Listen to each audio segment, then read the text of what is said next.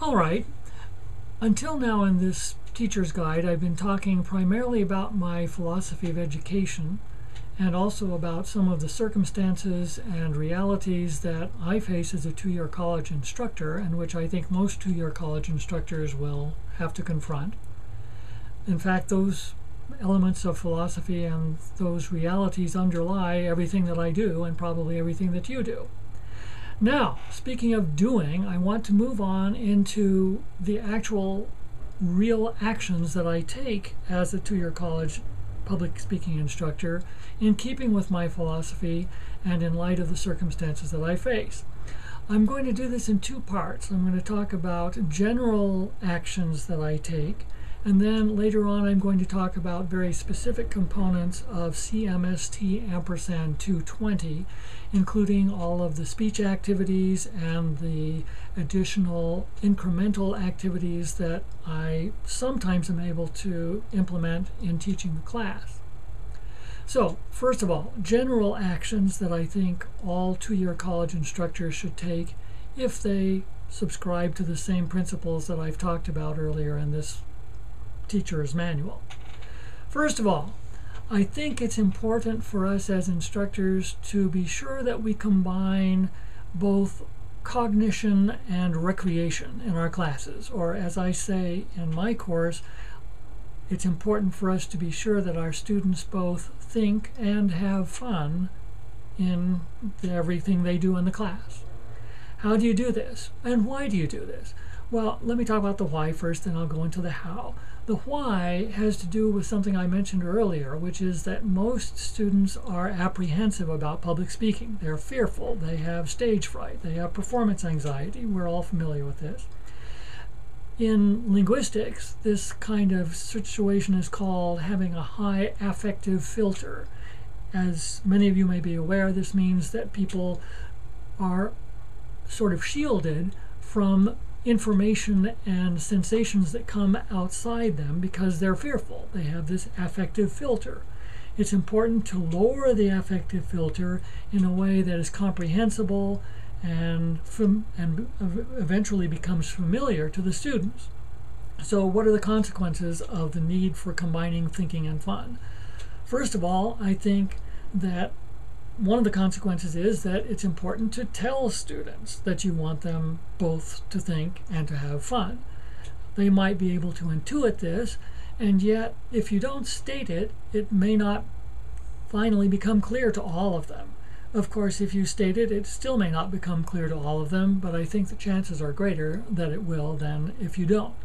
So at the very beginning of my class and in all the documentation I give the students that describes their assignments, I do just that. I tell them that every day part of their learning goals for the day will be to have fun, and part of their assignment for the next day will be to think. Perhaps this sounds simple-minded, and yet, in my view, if we don't make these things again clear, students may overlook them. They may overlook the balance that we're trying to achieve between those two things. A second general action that I believe is important for me and for you to take is to make all of my assessments, all of our assessments, clear and simple. In other words, I don't believe it's important to have zillions and zillions of little points and subpoints and categories and topics and subpoints that students have to keep track of and that I would then have to keep track of in order to determine how well they're doing in the class and, of course, how much they are learning in the class. So for my own sanity and for the students' understanding, I have produced over the years an assessment plan or an assessment rubric, not a rubric, pardon me, an assessment system that is very simple. It has 500 points plus a couple more. The 500 points come from 3 big parts and 2 other parts. I'll explain later on what those parts are, but for the time being I just want to re-emphasize that I think it's important to keep the overall assessment system simple and clear so that students are not overwhelmed by the details. and so that students can concentrate, if possible, on the learning that I want them to achieve.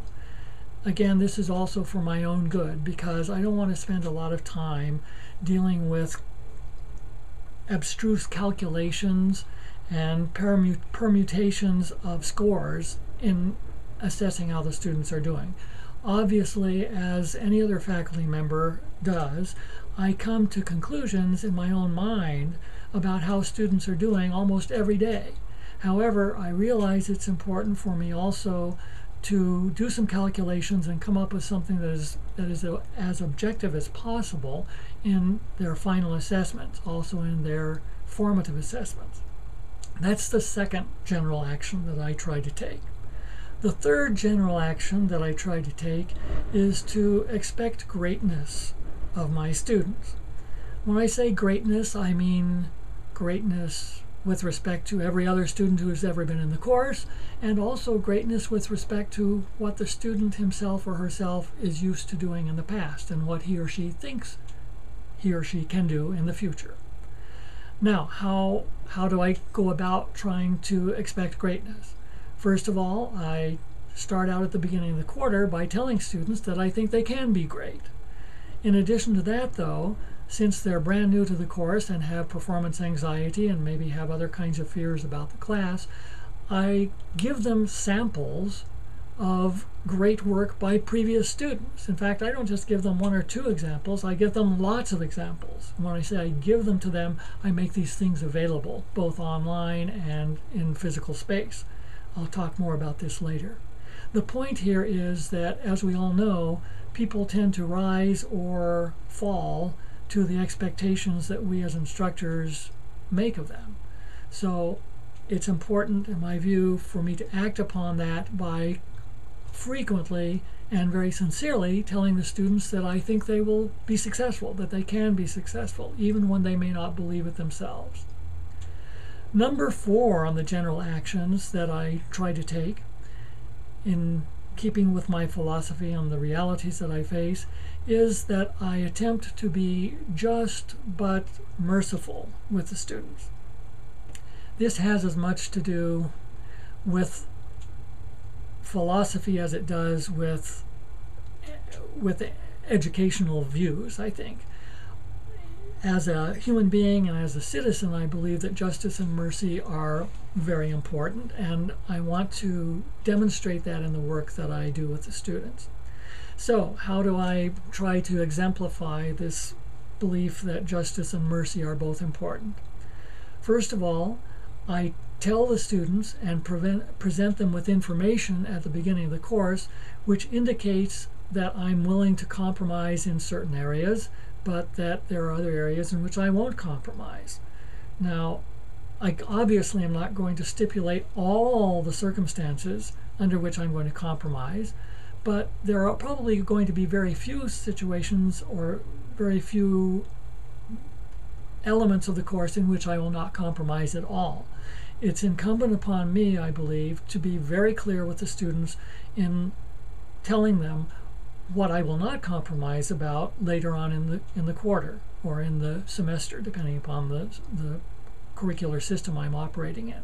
So I need thereafter to be sure that I do show flexibility in the areas where I said I will show it, and I need to be resolute in sticking to the areas where I say I'm not going to make compromise later on.